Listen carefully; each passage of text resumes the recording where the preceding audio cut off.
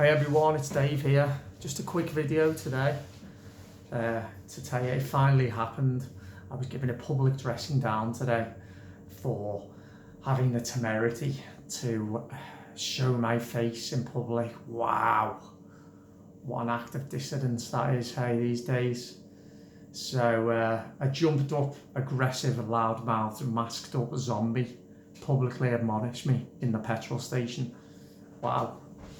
It wasn't shocking, I was expecting it. I'm used to getting some dirty looks.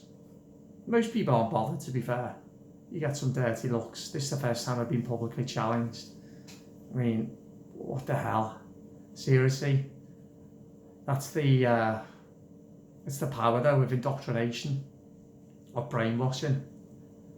It's that you can do something as innocent as just be in a petrol station, paying for your petrol. And someone who you don't know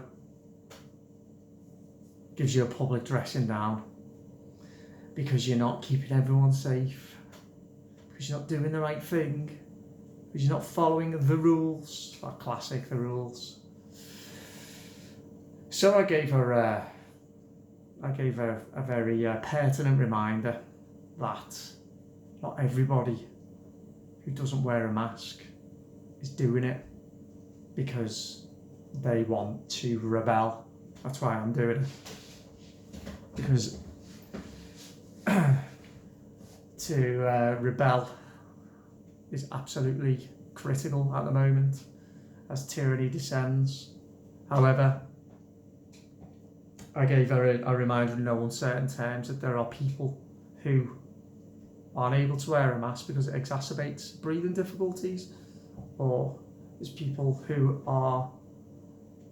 have mental health issues, who suffer anxiety. This lady told me she was an intensive care nurse.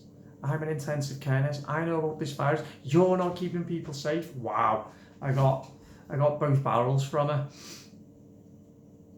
I mean, surely she, as an intensive care nurse, she'd surely be able to understand that perspective.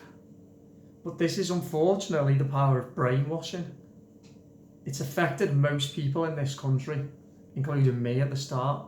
Most people it has. I mean, what else could explain the highly unusual behaviour that we're seeing from large swathes of the population at the moment? But some people, it really grips them, and it programs them to such an extent that they no longer can think for themselves.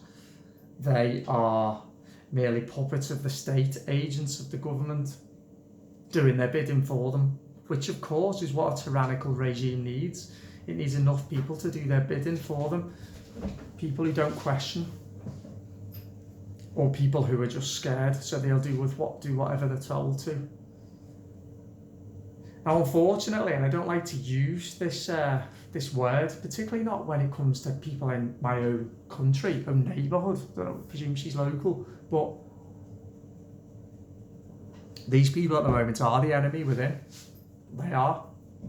And I'm not talking about people wearing masks. If people want to wear a mask, that's absolutely their decision. I think they're misguided, and I think it's disturbing and insane. But that's people's choice, and I'm sure people think exactly the same about me for not wearing a mask, but that's my choice. But to go into a public place and to behave in the aggressive manner that she did, and to demonstrate such a ineptitude of thought and such myopia, such one-sided vision on a very, very complicated and complex situation, and to have the misplaced confidence, moralistic superiority, to give someone a dressing down like she did, was like, wow, this is what we're dealing with, and these people are the enemy. They're the enemy because if you have enough of them, there's nothing that can stop you from descending into full-blown tyranny. Just look to modern European history for many examples of how it happens and how it works. countrymen and women denouncing their other countrymen and women, grassing them up, spreading fear and paranoia, dividing, behaving aggressively. It ends up with them sticking bullets in the back of each other's heads. That's why it is absolutely critical to take these people to task. Try and change the way they're thinking. Ask why. Try and make them reflect on why they're behaving like that. Why they think they're so. Why they're so sure of what they're doing is right. Now you may be looking at my video and thinking, well, he seems pretty sure of himself. He seems like he's on the right. He seems to think he's going to be on the right side of history. Well, my argument is not one from a moralistic point of view. I don't look at things through a moralistic lens. I am passionate about freedom and choice, and the fact that they're being taken away from us, and the fact that there's so many people who are complicit in allowing that to happen. People should be free to make good choices and to make poor choices. That's what I'm passionate about. Not going into public places and bollocking people because they're behaving in a way I don't like it. No. People should be free. Free to make their own choices, free to make their own decisions, and free from government meddling in every aspect of their lives, which is what we've got now. It is not a good thing. It's never a good thing. Rules that are based on flimsy evidence. Rules that are made up because of political lobbying rather than scientific proof. There is no proof. No proof whatsoever that face masks slow the spread of coronavirus or any other viruses. Yes, there's evidence, but there's also evidence that they don't. There's also evidence that they make things worse. But no, this lady, this intensive care nurse, was so sure of herself. She was so certain that she was one of the good guys. Virtue, that's one of the vices of our age, is virtue. Fake virtue. Fake virtue. No, I'm sorry, but no.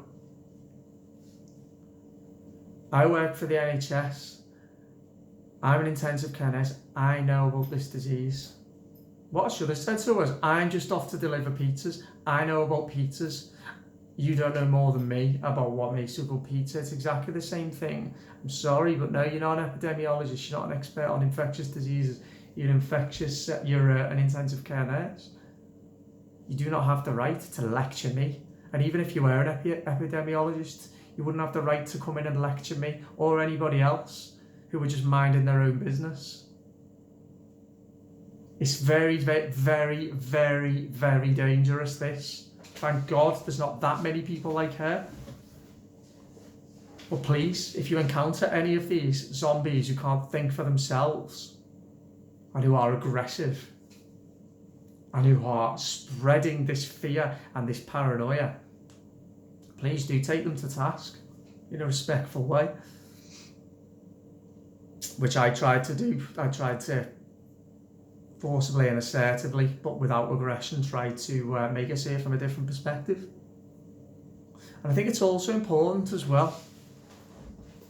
It was fascinating actually how utterly indoctrinated this lady appeared to be. She could only see it through her own narrow lens, her own narrow slice of life that she's experiencing in her life, in her realm of work, in the intensive care ward. And I'm sure it's difficult. I get that. But it's so important, as I keep saying, for everybody to broaden their lens and look right across society and ask, what is the biggest problem at the moment? What problems have we solved? And what Pandora's box of problems have we opened? What hell on earth are we unleashing for people in this country? Vulnerable people, children, old people. old people in care homes. I've talked about it so many times.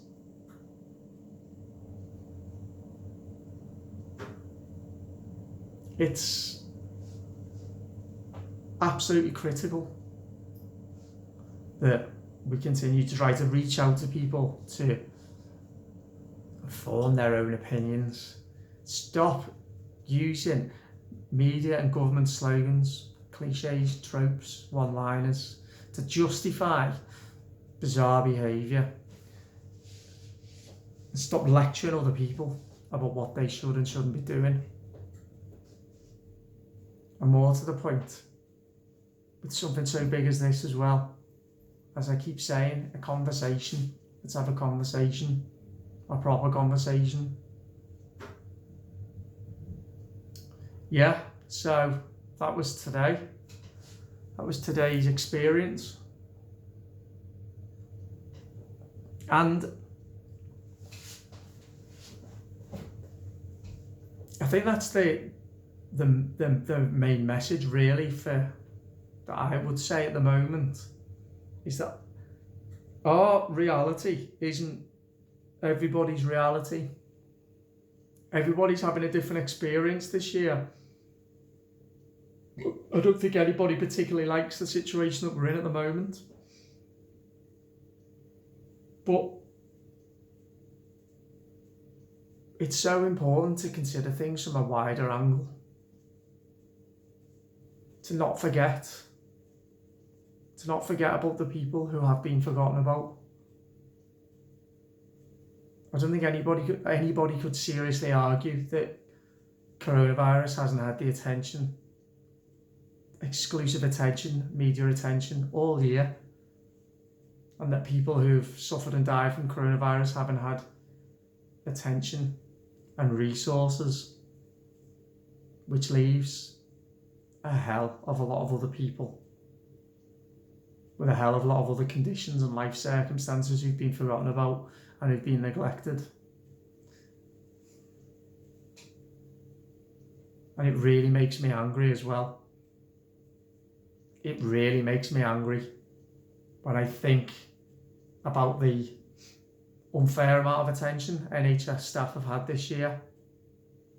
They're also the only people this year who are going to be getting a pay rise. Why? Why? I don't understand.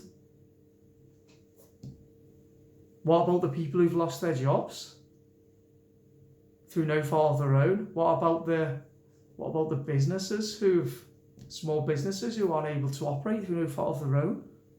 What about the people on minimum wage jobs?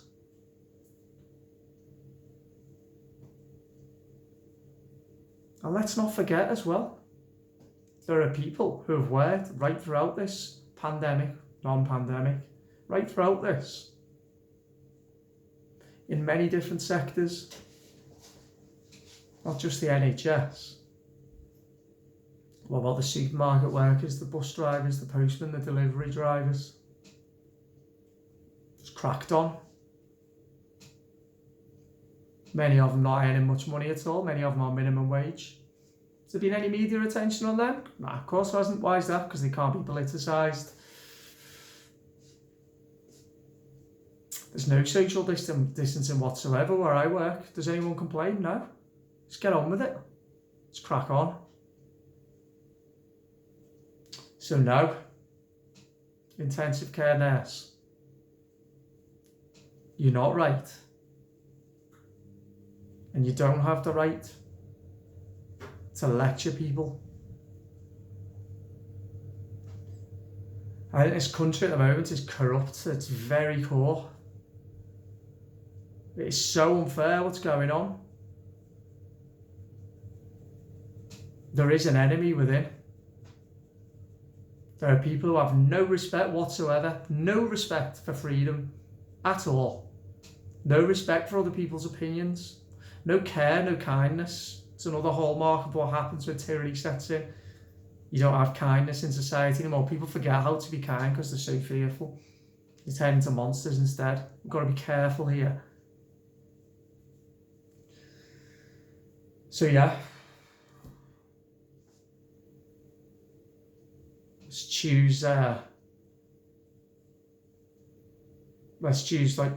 conversation. Let's not choose fear.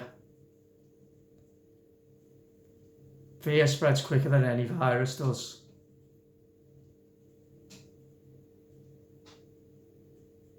And sadly, I don't think it made any difference to the outlook of the lady that I spoke to today. Well, I had the altercation with today, unfortunately. But I tried.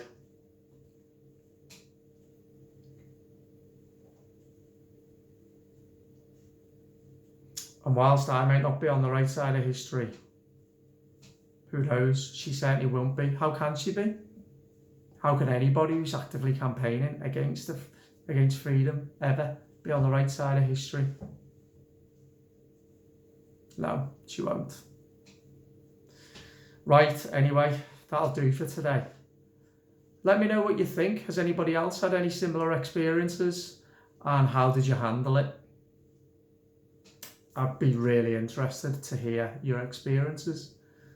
All right, I'll see you soon. Bye-bye.